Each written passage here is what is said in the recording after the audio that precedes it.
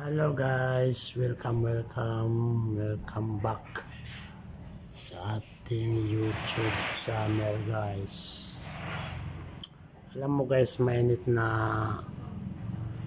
pinagtatalunan ngayon guys, na mas maraming nagsasabi na mas maganda raw ang buhay ng mga Pilipino ngayon sa panahon ni Marcos kaysa unang presidente natin, Rodrigo Duterte guys.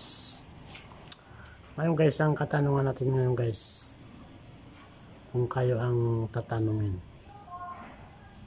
anong mas maganda, ang buhay noong panahon ni Duterte o ngayong panahon ni Marcos guys?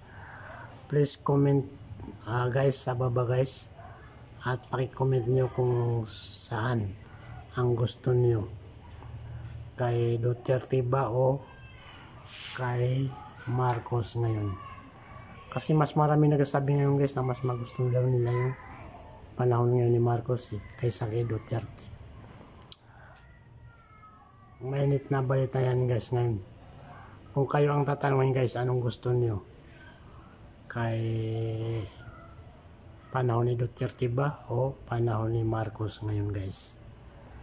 Please pa-comment lang sa baba guys, para magkaalaman kung ano ba talaga ang mas maganda, yung buhay no panahon ni Duterte o buhay ngayon ng panahon ni Marcos guys.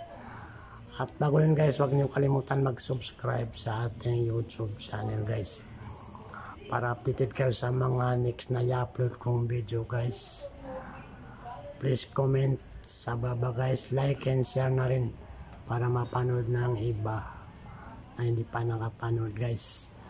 Please comment saan mas magandang buhay sa Pilipinas nung panahon ni Rodrigo Duterte o ngayong panahon ni Bongbong Marcos guys. Please comment sa baba guys, at huwag kalimutan like and share sa ating video, at paki-comment kung saan ang mas gusto niyong panahon, nung panahon ni Duterte o panahon ni Marcos ngayon. Thank you very much guys, yun lang muna ang aking masabi sa inyo. Please comment sa baba at like and share sa ating video para mapanood ng iba. At huwag makalimutan mag-subscribe sa ating channel para updated kayo sa mga videos na i-upload ko. Thank you very much guys. Okay.